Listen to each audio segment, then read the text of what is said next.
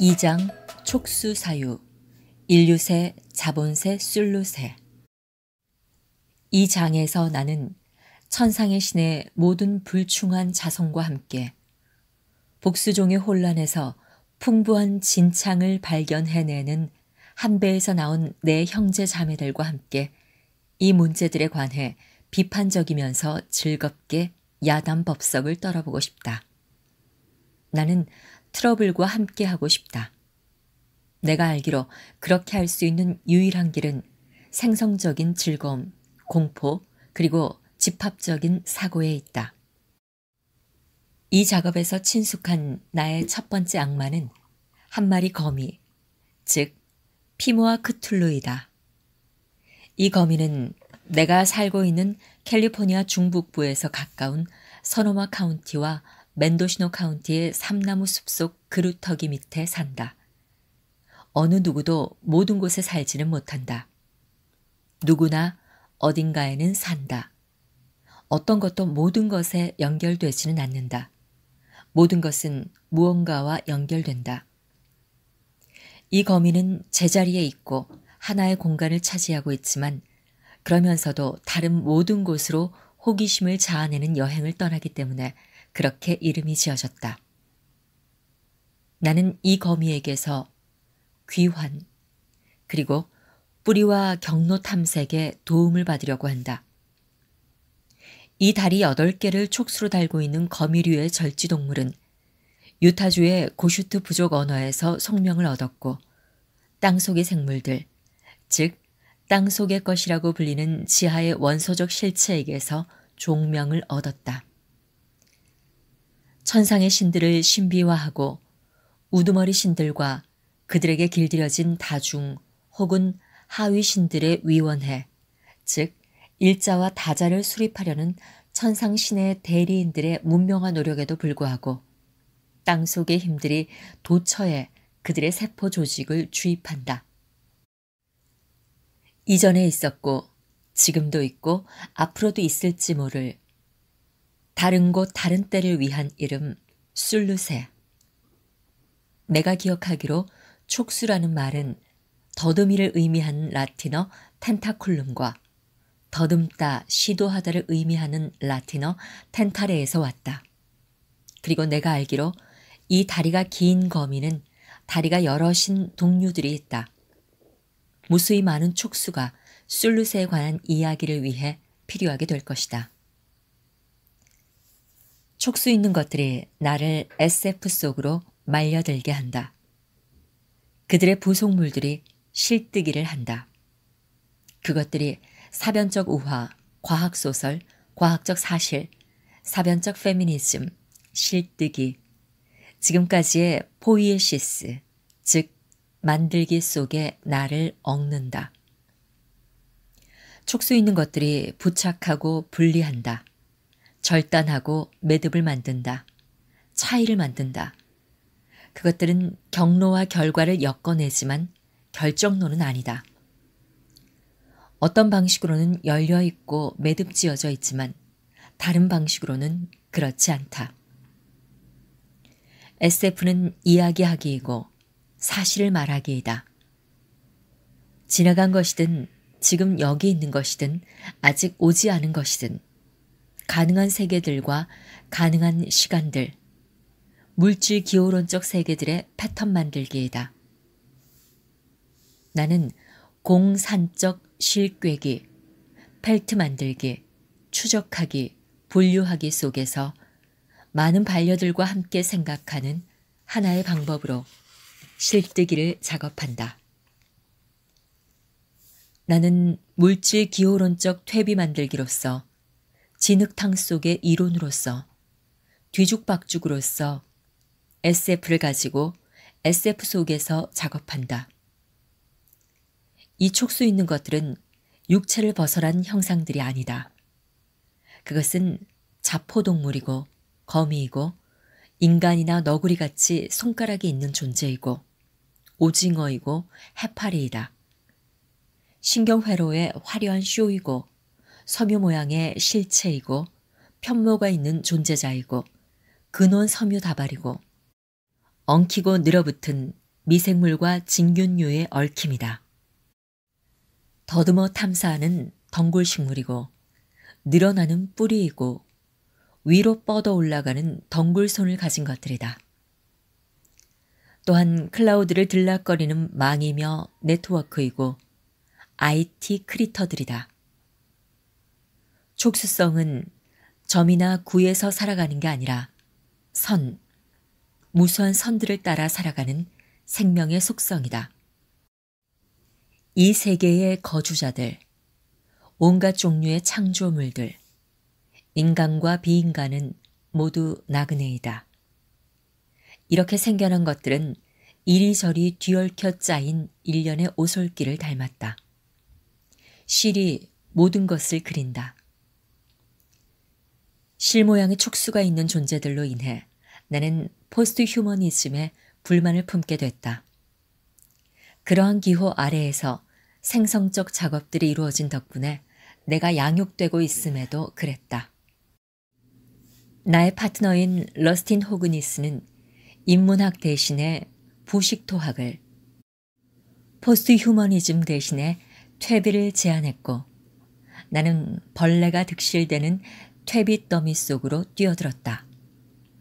만약 우리가 자기 구축적이고 지구 파괴적인 CEO의 발기 위축 프로젝트를 호모인 인간을 잘라내고 갈갈이 찢어버릴 수 있다면 부식토 인간은 잠재력이 있다. 자본주의 구조조정이 진행되는 대학 인문학의 미래에 관한 회의가 아니라 살만한 복수종의 뒤죽박죽을 위한 부식토성의 힘에 관한 회의를 상상해보라. 에코섹슈얼 아티스트인 베스 스티븐슨과 애니 스프링클은 나를 위해서, 우리를 위해서, SF를 위해서 범퍼 스티커를 만들어 주었다. 퇴비 만들기는 끝내줘요. 진행 중인 술루세의 지구는 공산적이지 자율생산적이지는 않다. 시스템이 아무리 복잡하고 다층적일지라도 그리고 더 높은 층위의 질서에서 자율생산 시스템의 붕괴와 재생이 생성적으로 이어지는 가운데 무질서에서 아무리 많은 질서가 생산될지라도 죽을 운명에 놓인 세계들, 땅, 지구, 가이아, 술루, 그리스어, 라틴어, 인도, 유럽어가 아닌 무수한 이름과 힘은 자신을 만들진 않는다. 자율생산 시스템은 매우 흥미롭다. 사이버네틱스와 정보과학의 역사를 보라. 하지만 그것은 살고 죽는 세계와 크리터들에게는 좋은 모델이 아니다. 자율생산 시스템은 닫혀있지 않고 구형이 아니고 결정론적이지도 목적론적이지도 않다. 그렇지만 죽을 운명을 타고난 SF 세계에는 썩 좋은 모델이 아니다. 포이에시스는 공지학적이고 공산적이고 시작과 그것에 뒤이은 상호작용하는 단위들 없이 언제나 아래로 쭉 내려가면서 짝짓기를 한다. 술루세는 스스로 닿지 않고 완성되지 않는다. 그것의 접촉지대는 도처에 있고 고리가 많은 덩굴손을 계속 자아낸다. 거미는 부적절하게 다리가 긴 신전의 척추동물보다 공산에 훨씬 좋은 형상이다. 촉수성은 공지하적이고 무서운 붙잡기와 싸움과 역김으로 휘감기고 살기와 죽기를 만드는 생성적 반복 속에서 수없이 되풀이해서 릴레이를 한다. 내가 자율생산이라는 말에 유혹을 뿌리치고 공산이라는 용어를 사용하게 된 후 케이티 킹이 베스템스터의 환경연구 석사 논문에 관한 이야기를 들려주었다. 1998년에 쓴 이 논문에서 댐스터는 자기 규정적인 공간적 혹은 시간적 경계가 없는 집합적 산출 시스템을 칭하기 위해 공산이라는 용어를 제안했다. 정보와 통제는 구성 요소들 사이에서 분산된다. 이 시스템들은 진화적이며 놀라운 변화를 이끌어낼 잠재력이 있다.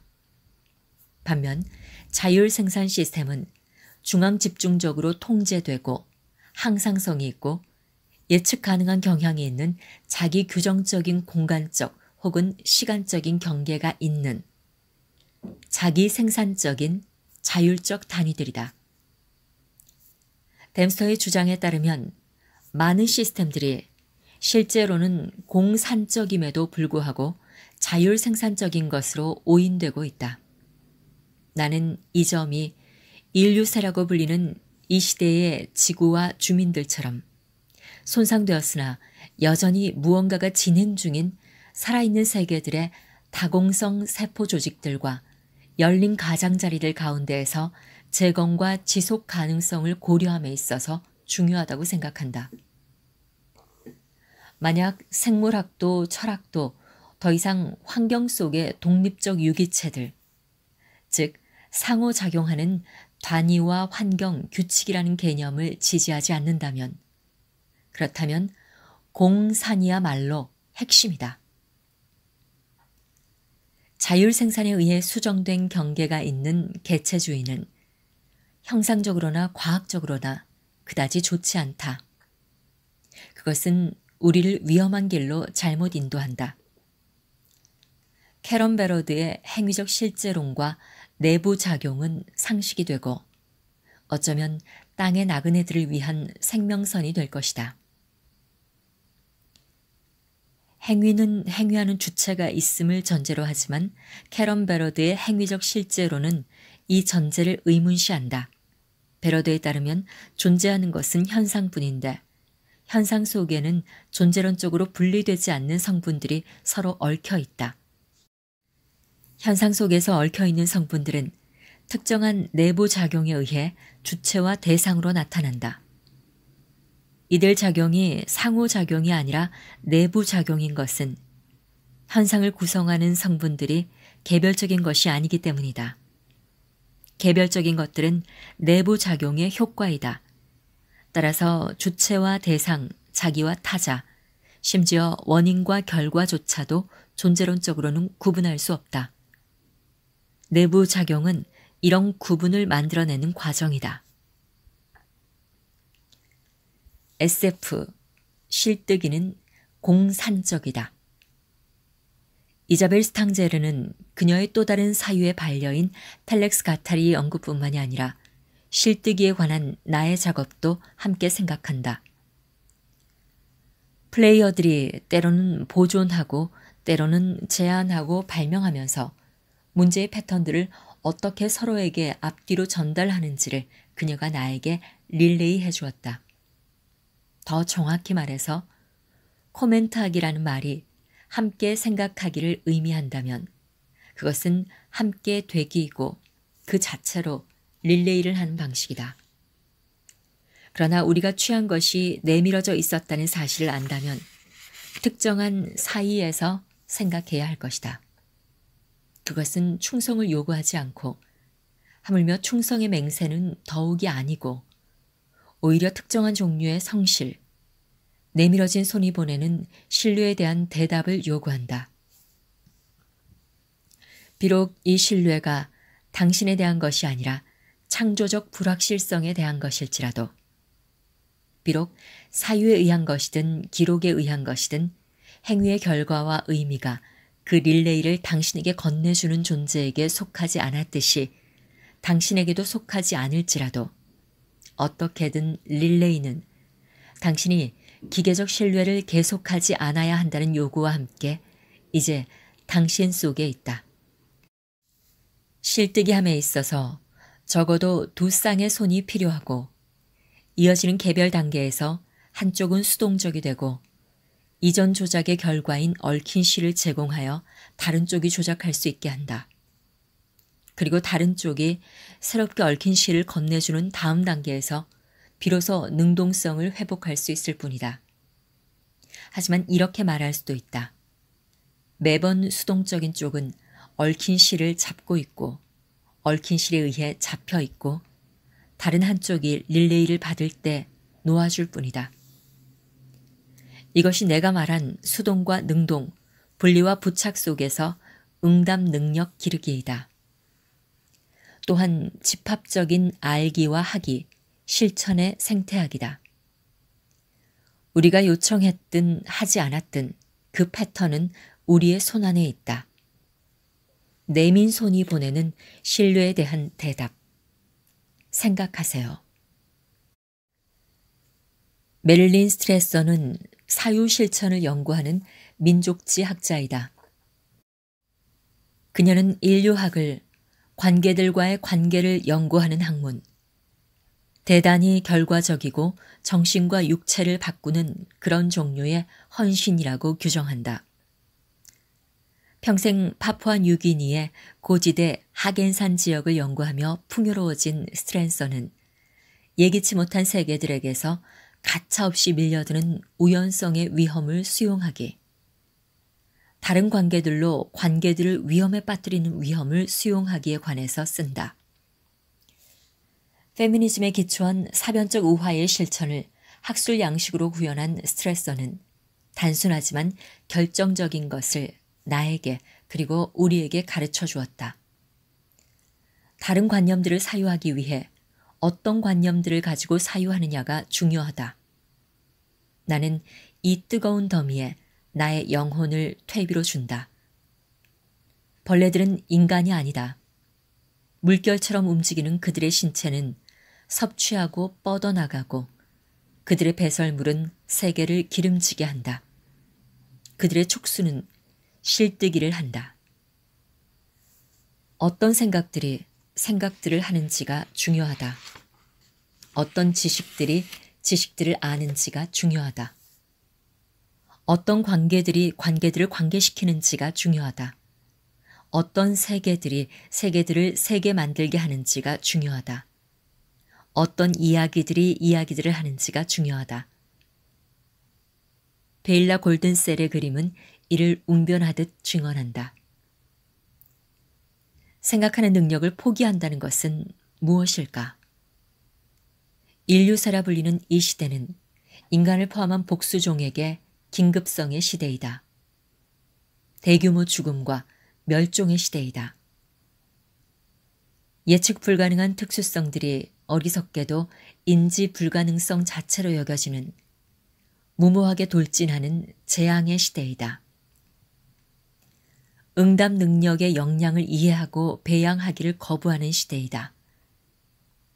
무모하게 돌진하는 대참사에 때맞춰 직면해 있으면서도 마주보기를 거부하는 시대이다.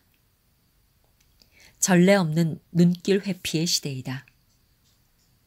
지난 세기들의 현실을 감안할 때 전례 없는이라는 말은 거의 상상할 수 없는 무언가를 말하는 것이다.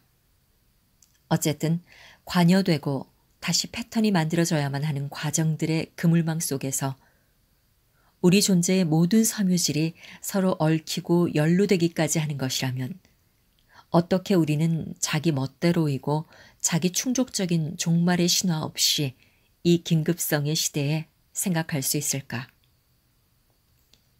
우리가 요청했든 하지 않았든 재규적으로 그 패턴은 우리 손안에 있다. 내민 손이 보내는 신뢰에 대한 대답. 생각하세요. 나는 벨러리 하투나의 가르침을 받아 나치 전쟁 범죄자 아돌프 아이히만의 사유 무능력에 관한 한나 아렌트의 분석을 참조하겠다. 이 사유의 포기에는 횟수와 규모가 증가한 집단 학살이나 종학살과 함께 인류세의 재앙을 초래할 수 있었던 특별한 종류의 악의 평범성이 놓여 있었다. 그 결과 우리는 여전히 위태로운 상태에 놓여 있다. 생각하세요. 우리는 생각해야 합니다. 하투니가 이해한 바에 따르면 아렌트의 사유란 우리가 말하는 학문적 지식이나 증거에 기초한 과학, 진리와 믿음, 사실과 의견, 좋음과 나쁨을 구분하는 것과는 완전히 다르다. 아렌트에게 사유학이란 정보와 주장을 평가하는 과정도 아니고 옳고 그름을 판별하는 과정도 자신이나 타자들이 진리를 알고 있는지 오류에 빠져 있는지 판단하는 과정도 아니다. 물론 이 모든 것이 중요하지만 인류세라고 부르는 지구사적 국면을 맞아 내가 가져오고 싶은 것. 사유결여의 악에 관해서 아렌트가 말하려고 했던 바는 그런 것이 아니었다.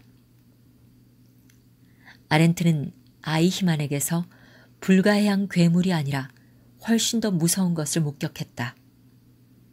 그녀는 평범한 사유의 결여를 보았다.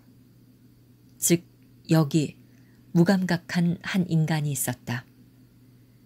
무엇이 결여되었는지, 그 자신이 아닌 것이 무엇인지, 순수한 비자기성 속의 세계란 무엇인지, 그리고 비자기에 고유하게 존재했다고 주장하는 것들이 무엇인지에 무감각한 한 인간이 있었다. 여기 어떤 사람이 있었다. 나그네일 수 없었고 얽힐 수 없었고 살기와 죽기의 선들을 쫓을 수 없었고 응답 능력을 배양할 수 없었던 사람. 자신이 하고 있는 일을 자신에게 설명할 수 없었고 결과들 속에서 그리고 결과와 함께 살 수 없었고 퇴비를 만들 수 없었던 어떤 사람이 있었다. 기능이 중요하고 임무가 중요할 뿐 세계는 아이히만에게 문제가 아니었다. 평범한 사유의 결여에서 세계는 문제가 아니다. 도려는 공간들은 모두 정보를 평가하기, 친구와 적을 결정하기, 바쁜 일을 하기로 채워진다. 이런 확실성을 도려내는 부정성은 찾아볼 수 없다. 놀라운 사유의 포기, 이런 특성은 연민의 결여 같은 정서적인 문제가 아니다.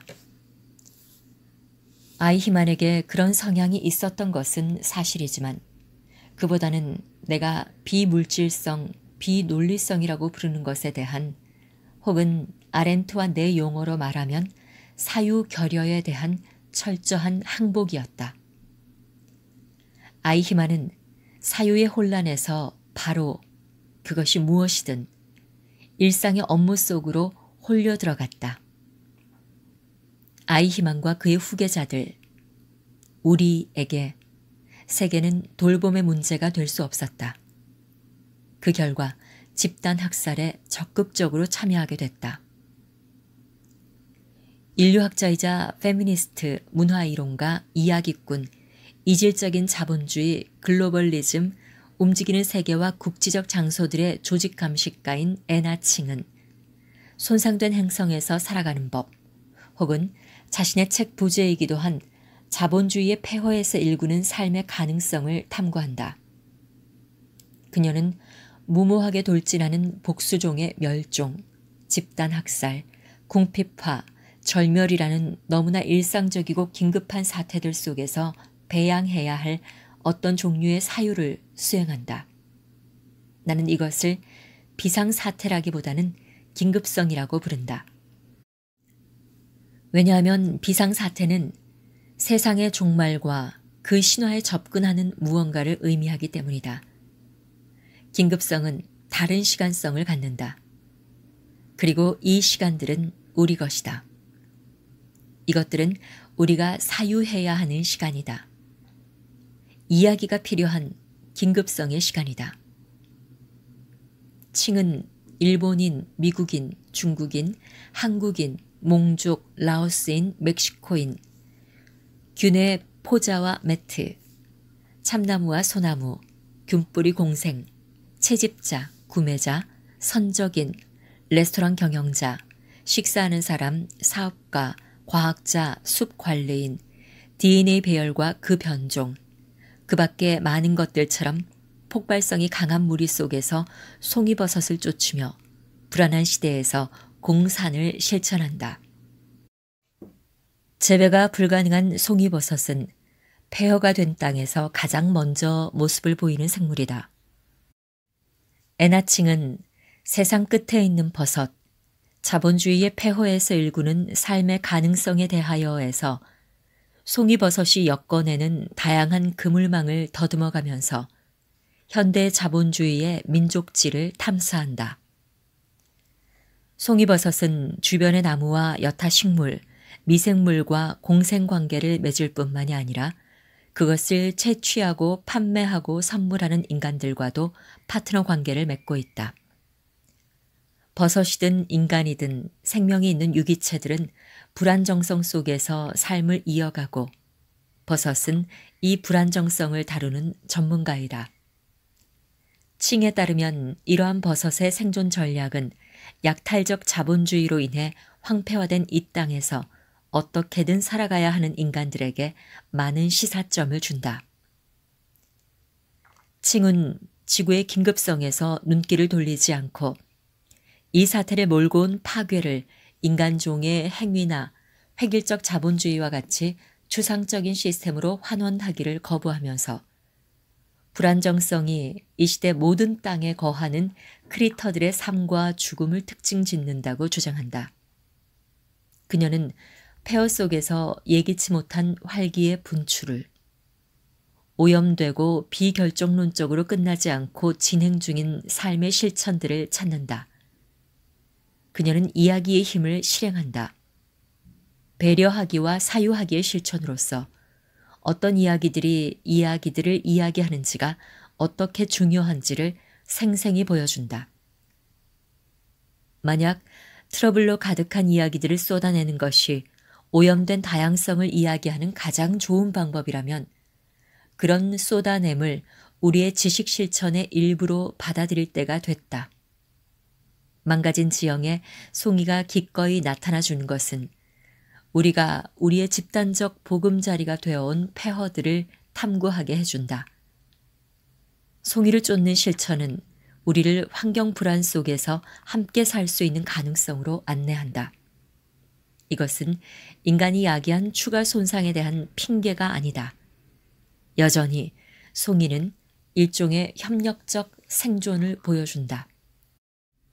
근본적인 호기심에 이끌려서 칭은 수집재화 축적과 패치 자본주의에 관한 민족지를 수행한다. 패치 자본주의는 현대 자본주의의 고대화된 공급망은 직접 생산이 아니라 다양한 경로를 통해 재화를 수집하고 그것으로부터 이윤을 창출할 수 있게 한다. 가령 숲의 생태적 협력 위에서 자라는 송이버섯과 독립된 생활을 추구하는 버섯 채취자들의 생계활동은 자본주의의 공급망과 연결되면서 자본주의의 상품으로 전환된다. 에나칭은 이를 수집재화 축적이라고 부른다. 비자본주의적인 삶의 독특한 양식을 생산하는 배치들은 국지적으로 곳곳에 널려 있고 상품과 시장이 관련된 자본주의적 배치들도 곳곳에 있다. 세계는 이런 열린 배치들의 모자이크이고 칭은 이를 패치성이라고 부른다. 자본주의의 수집재화 축적에는 하나의 패치에서 다른 패치로 넘어오는 과정이 포함되어 있다. 칭의 작업에서 취할 윤리적, 정치적 혹은 이론적 성과는 단순하지 않다. 여기에는 아이 히만의 후계자들은 할 수 없는 사유실천에 세계를 관여시키는 힘이 있다. 송이는 혼란과 오염 속의 협동적 생존에 관해 우리에게 이야기해준다. 우리는 폐허 속에서 살기 위해 이 기술이 필요하다. 이는 구원이나 어떤 낙관적 정치학에 대한 열망이 아니다. 심각한 어려움에 직면한 자의 냉소적인 정적주의도 아니다. 오히려 칭은 예기치 못하게 동반하는 가운데 응답 능력이 있는 살기와 죽기에 헌신할 것을 제안한다. 그런 살기와 죽기를 통해 계속성을 위한 조건들을 배양할 최선의 기회를 얻을 수 있다. 생태철학자이며 복수종의 민족지학자인 솜반두렌도 멸종과 절멸 그리고 부분적 회복의 시대에 여러 층이 겹쳐진 삶의 복잡성 속에서 산다. 그는 사유하기가 무엇을 의미하는지, 분별 없는 인간이 되지 않으려면 우리 모두 어떻게 해야 하는지 깊이 생각하게 만든다.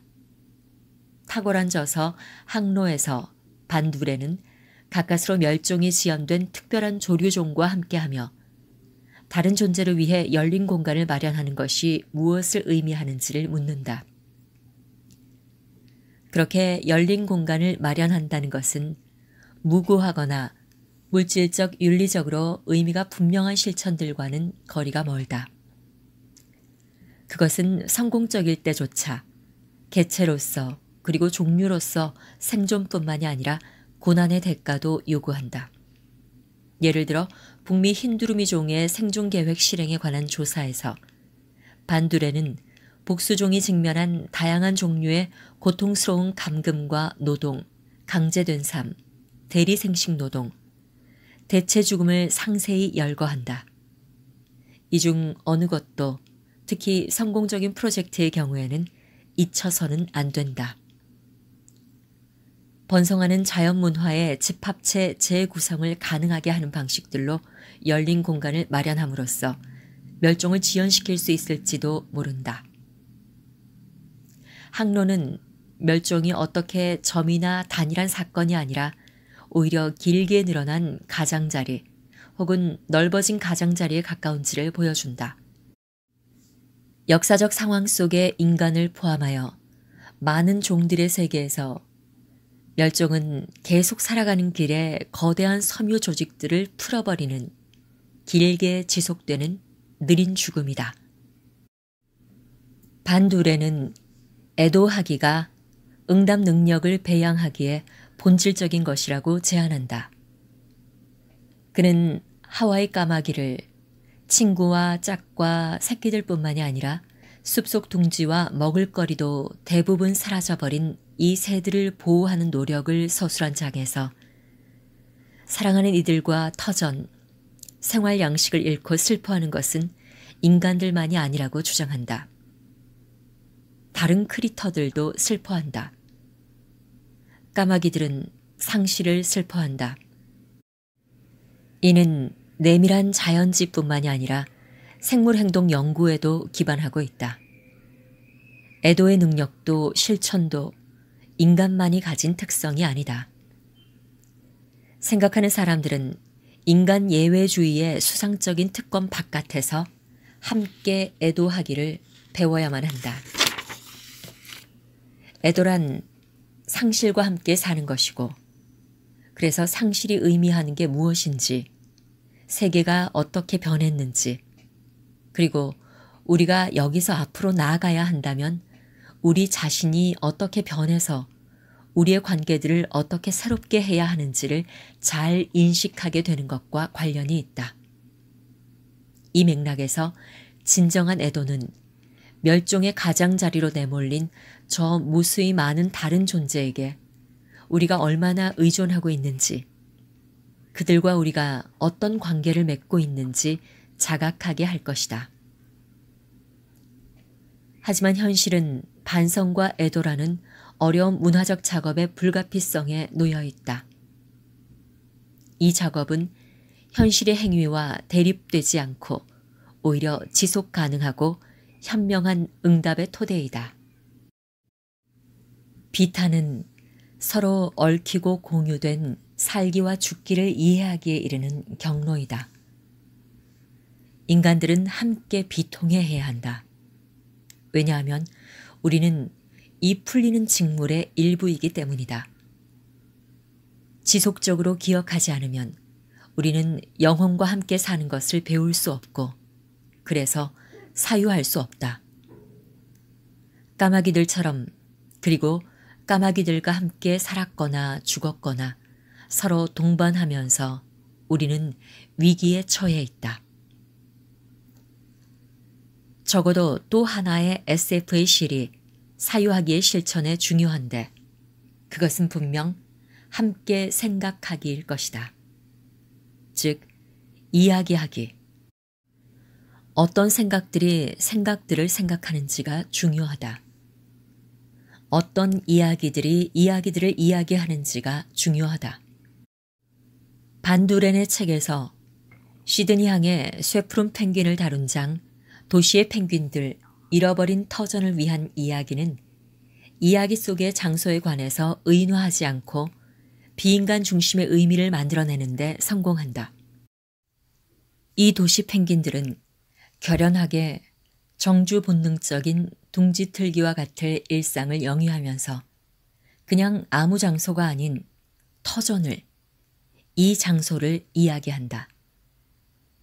펭귄 이야기로 가득한 장소의 현실성과 생생한 특수성을 확립하는 것은 주요한 물질 기호론적 업적이다. 이야기하기는 더 이상 인간 예외주의라는 상자에 담길 수 없다. 이 글은 행동 생태학과 자연사의 지형을 이탈하지 않고 펭귄의 다양한 양식의 기호론으로 탁월하게 이야기한다.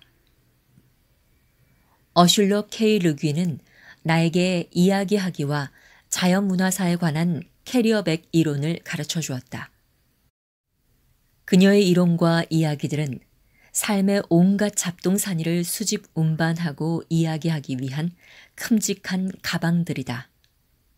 잎사귀 하나, 박 한 통, 조개껍질 하나, 그물 하나, 가방 하나, 밧줄 하나, 배낭 하나, 병 하나, 상자 하나, 통 하나, 소유자 하나, 수취자 하나. 너무나 많은 지구 역사가 최초의 아름다운 말들과 무기들의 환상, 최초의 아름다운 말들로서의 무기들의 환상에 사로잡혀 이야기되었다. 도구, 무기, 말. 이것은 천상의 신의 이미지로 육화된 말이다. 그것이 인간이다. 단 하나의 진짜 행위자, 하나의 진짜 세계, 창조자 영웅이 있는 비극적 이야기 속에서 누군가를 죽이고 끔찍하게 현상금을 챙기려고 탐색 중인 사냥꾼인 인간. 진짜 세계 만들기 이야기이다. 이것은 참을 수 없이 끈적끈적하고 지구를 썩히는 수동성의 고통을 미루는 행위에 관한 예리하고 날카롭고 전투적인 이야기이다. 이 음경 이야기에서 다른 것들은 소도구, 땅, 줄거리가 차지하는 공간 혹은 먹이로 중요하지 않다. 그것들은 앞을 가로막거나 극복되거나 길 혹은 도관이 되는 것이지 여행자가 아니고 자식을 낳는 자도 아니다. 이 영웅이 결코 알고 싶어 하지 않는 것은 그 아름다운 말들과 무기들이 가방이나 물건을 담는 그릇, 그물 없이는 가치를 상실하게 될 것이라는 사실이다. 그럼에도 불구하고 어떤 모험가도 배낭 없이 집을 떠나서는 안 된다. 어떻게 밧줄이, 항아리가, 병이 갑자기 이야기 속으로 들어왔나? 어떻게 그런 비천한 것들이 이야기를 이끌어가는가? 혹은 어쩌면 이 영웅에게 안 좋은 것으로 어떻게 처음부터 오목하고 움푹 파인 것들이 존재 속의 구멍들이 더 풍요롭고 더 특이하고 더 완전하고 잘 들어맞지 않고 진행 중인 이야기들을 만드는가? 그 이야기에는 사냥꾼을 위한 공간은 있을지라도 과거에도 그리고 지금도 그에 관한 이야기는 아니고 자신을 만드는 인간에 관한 이야기도 아니고 인간을 만드는 기계인 역사에 관한 이야기도 아닌 다른 이야기를 어떻게 만드는가?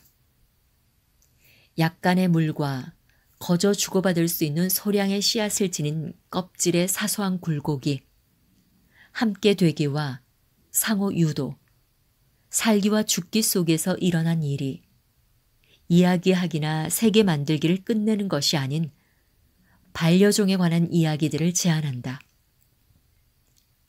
껍질과 그물을 가지고 인간 되기, 부식토 되기, 땅 되기는 다른 모양을 갖는다.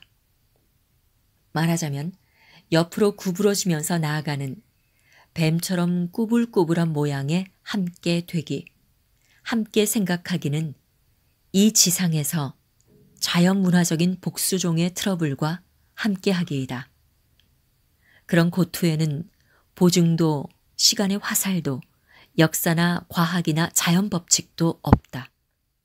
단지 살기와 죽기에 함께 되기와 함께 되지 않기에 공산에 그래서 어쩌면 지구에서 번성하는 복수종에 가차없이 우발적인 SF 세계 만들기가 있을 뿐이다.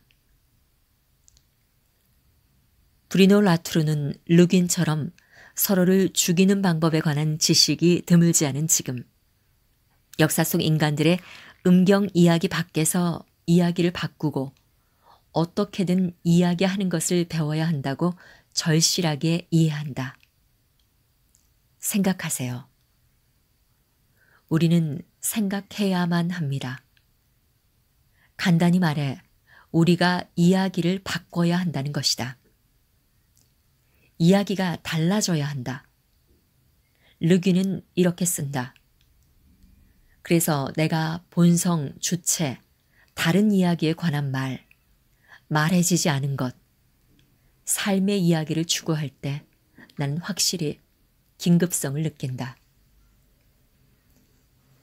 인류세라고 불리는 이 끔찍한 시대에 라투르는 지정학의 토대가 일시에 열렸다고 주장한다. 위기에 처한 당사자 누구도 트러블들을 해결하기 위해 섭리나 역사나 과학이나 진보 혹은 공동의 싸움 바깥에 있는 다른 어떤 신의 속임수에 호소할 수 없다. 공동의 살만한 세계가 조금씩 구성되어야 한다. 그게 아니라면 아예 아무것도 없게 된다. 이전에 자연이라고 불리던 것이 일상의 인간사 속으로 분출되었고 그 반대의 경우도 마찬가지이다. 어쨌든 간에 계속 나아가는 것을 포함해서 계속 나아가기 위한 수단과 전망을 근본적으로 바꾸는 방식으로 그리고 그런 영속성을 가지고 분출되었다. 라투르는 효과적인 새로운 집합체들을 만들 수 있는 구성주의자들의 실천을 탐색하면서 우리는 가이아 이야기들을 이야기하는 법을 배워야 한다고 주장한다. 만약 이 말이 너무 어렵다면 이렇게 말하자. 우리는 우리의 이야기들을 지구 이야기라고 부를 수 있을 텐데 여기에서는 이전의 모든 소도구들과 수동적인 대리인들이 어떤 굽어보는 실체가 구상한 거대한 플롯의 일부가 되지 않고 능동적인 존재가 되었다. 가이아 이야기 혹은 지구 이야기를 하는 자들은 땅에 뿌리 박은 것들이고 근대성의 초월적 플롯의 수상적인 즐거움을 사회와 과학의 순수한 분리를 피하는 자들이다. 우리는 극명한 분리에 직면해 있다고 라투르는 주장한다. 다시 말해 어떤 자들은 인류세에 땅에 뿌리박고 살 준비를 하고 다른 자들은 홀로세의 휴먼으로 머무르기로 결정했다. 라투르는 여러 저작에서 힘의 대결에 관한 언어와 표상을 전개한다. 그리고 인류세와 땅에 뿌리박기를 사유할 때 경찰의 행위와 전쟁 혹은 정치의 차이를 서술하기 위해 이 비유를 확장한다. 경찰의 행위에서는 현존하는 질서에 의해 평화가 회복되지만 전쟁 혹은 정치에서는 미래의 모습을 수립하기 위해 실제 적들을 물리쳐야 한다. 라투르는 바로 쓸 수 있는 해결책의 우상들, 즉 역사 법칙, 근대성, 국가, 신, 진보, 이성, 데카당스, 자연, 기술, 과학뿐만이 아니라 차이와 공유된 유한성을 약화시키는 무례도 단연코 회피한다. 이런 무례함은 힘, 신념 혹은 자기 확신적 교육을 통해 그것을 배우기만 하면 답은 이미 준비되어 있다고 생각하는 사람들에게 고유한 것이다. 현재의 긴급성들에 대한 답을 가지고 있다고 믿는 자들은 정말 위험하다. 살기와 죽기의 어떤 방식은 옹호하면서 다른 방식은 옹호하지 않으려는 자들도 똑같이 위험하다. 사실의 문제들, 관심의 문제들, 배려의 문제들은 실뜨기 속에서, SF 속에서 매듭지어진다. 라투르는 과학자들은 포용하지만 과학에 대해서는 그렇지 않다. 지정학적으로 여기에서 중요한 점은 우리 대신에 선택했을 더 높은 통합된 권위에 문제의 진상을 밝히기를 위임해서는 안 된다는 점을 인식하는 것이다. 겉으로 아무리 그럴싸해 보이는 논란이라도 어느 편이 우리 세계를 더 잘 나타낼지 결정하는 것을 지연시켜서는 안 된다. 라투르는 기후변화에 관한 정부 간 협의체의 보고를 따라가면서 검토한다. 그는 그 평가와 보고를 신뢰하지 않는다.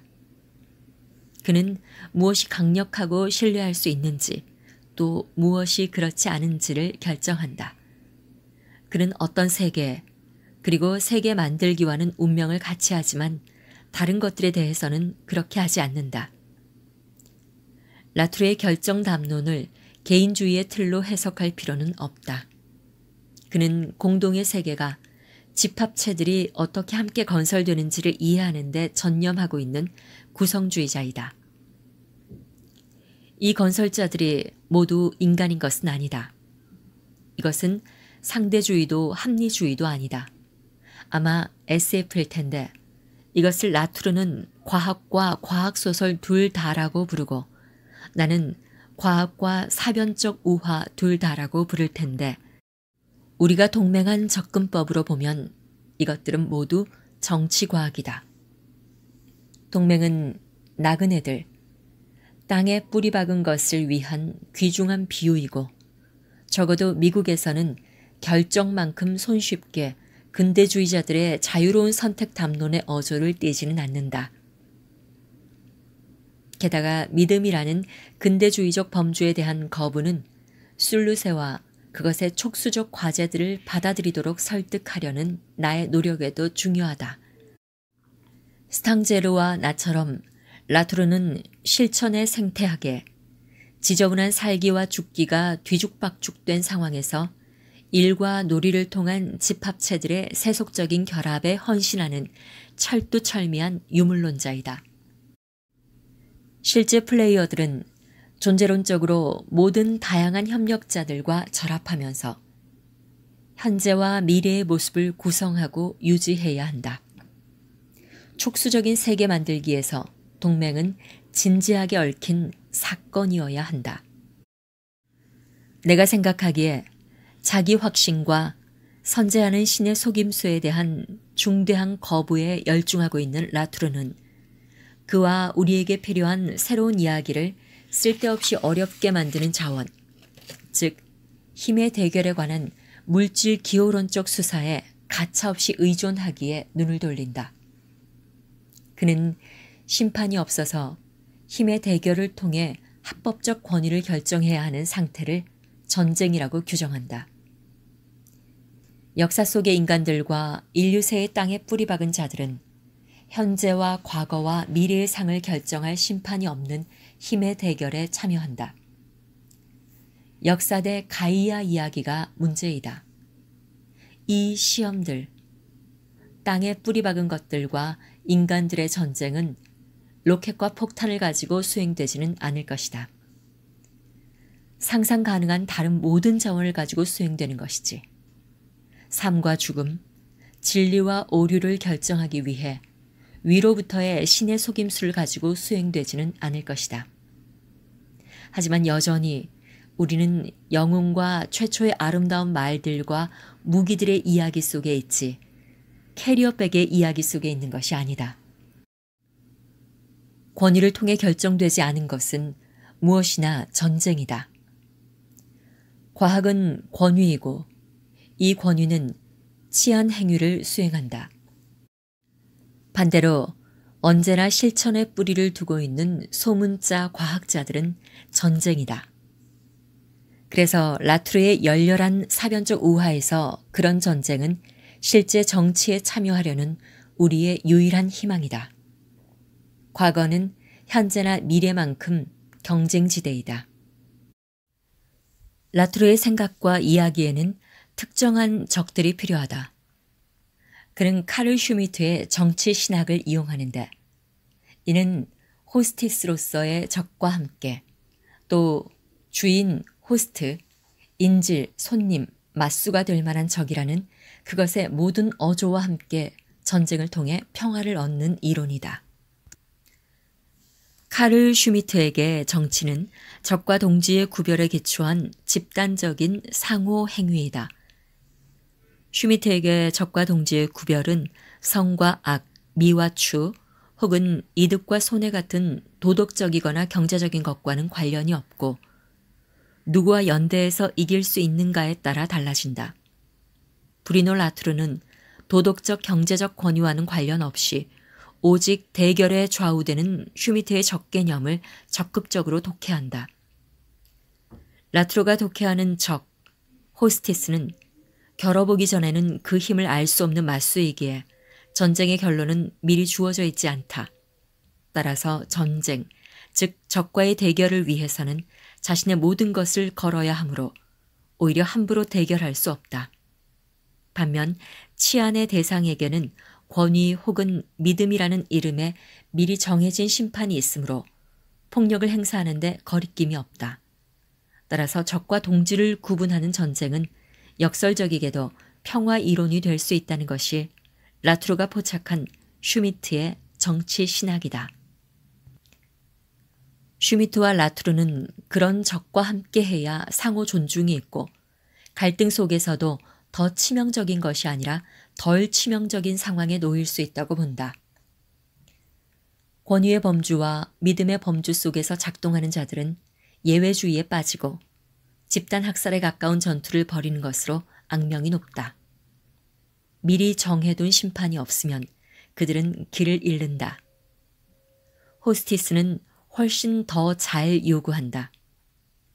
하지만 모든 행위는 힘의 대결, 목숨을 건 전쟁이라는 단단한 이야기 틀 속에 포박돼 있는데 여기에서는 서로를 죽이는 방법에 관한 지식이 단단히 자리 잡고 변함없이 잘 존속한다.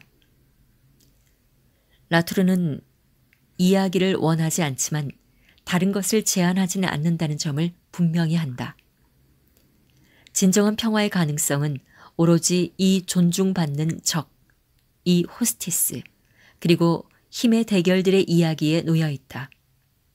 그러나 당신이 전쟁 중일 때 당신이 이기느냐 지느냐에 따라 당신이 가진 혹은 갖지 않은 권위가 결정될 텐데 오직 맞닥뜨림의 극심한 고통을 통해서 그렇게 된다. 슈미트의 적들은 이야기가 주요부에서 바뀌는 것을 허락하지 않는다.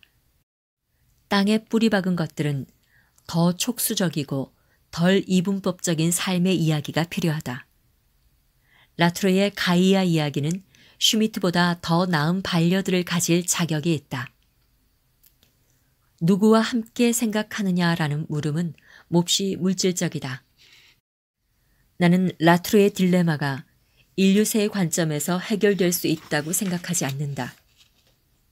그가 말하는 땅에 뿌리 박은 것들은 진행 중이고 꾸불꾸불하고 촉수가 있고 무섭고 불쾌한 것들. 힘의 대결에서는 별 소용이 없지만 잘 살고 잘 죽기 위한 수단. 어쩌면 인간과 인간 이상의 크리터들 모두를 위한 생태 회복의 수단까지도 가져오고 공유하는데 매우 쓸모있는 물질. 기호론적 망태기를 만드는 자들과 서로 얽히기 위해 술루세로 들어가야 할 것이다. 이자벨 스탕제르는 라투르와 다정한 마찰을 빚으면서 인류세와 다양한 얼굴을 한 가이아라고 불리는 이 시대에 대한 생각을 구체화하는데 혹시라도 가이아를 대면할 수 있도록 우리 자신을 개조할 것을 요구하지는 않는다. 그러나 스탕제르는 라투르처럼 그리고 더 가깝게는 그녀가 보기에 가장 생성적인 SF 작가 중 하나인 르귄처럼 이야기를 바꾸는 것에 확고한 입장을 견지한다. 구성보다는 침입에 초점을 두는 스탕제르는 가이아를 우리 사유의 범주에 침입하는 무섭고 파괴적인 힘, 생각하기 그 자체에 침입하는 무섭고 파괴적인 힘이라고 부른다. 지구 가이아는 창조자이자 파괴자이지 이용할 자원도 보호할 피보호자도 양육을 약속하는 유모도 아니다. 가이아는 사람이 아니라 살아있는 지구를 구성하는 복잡한 시스템 현상이다. 가이아가 우리의 문제에 침입하는 것은 온갖 것을 한데 모으는 근본적으로 유물론적인 사건이다. 이 침입은 지구 자체의 생명을 위협하는 것이 아니라 6번째 대멸종이라고 불리는 이미 진행 중인 사건 속에서 방대한 종류, 종, 집합체, 개체들의 거주 적합성을 위협한다. 라투르처럼 스탕제르는 부분적으로 일관된 시스템적 전체로서 뒤얽혀 있지만 비가산적인 하위 시스템들을 구성하고 지속하는 진행 단계들 사이에 복잡한 비선형적 결합을 명명하기 위해 제임스 러브록과 림 마굴리스 같은 방식으로 가이아라는 이름을 환기한다. 이 가설에서 가이아는 자율 생산적이다. 자기 형성적이고 경계를 유지하고 우발적이고 역동적이고 어떤 조건에서는 안정돼 있지만 다른 조건에서는 그렇지 않다. 가이아는 부분들의 합으로 환원할 수는 없지만 역동적이고 시스템적인 진행 단계들에 민감한 매개 변수들 내부의 혼란에 직면하여 유한한 시스템적 일관성을 달성한다. 가이아는 인간 혹은 다른 생물학적 존재들의 의도나 욕망이나 필요를 신경 쓰지 않고 바로 우리의 현존을, 말하자면 인간과 비인간 생물의 살만한 현재와 미래를 위협하는 야만적 변형을 유발해온 우리에게 의무를 품는다. 가이아는 합리적인 정책을 기다리는 물음들의 목록이 아니다. 가이아는 사고를 원상태로 돌리는 침입적인 사건이다. 그녀는 근대 역사의 이야기들과 상투어들을 구체적으로 문제 삼는 자이다. 여기에 문제가 되는 단 하나의 진정한 미스터리가 있다. 그것은 우리, 그러니까 이 역사에 소속된 존재들인 우리가 스스로 유발해온 결과들을 직면하는 가운데 제시할 수 있을지도 모르는 대답이다.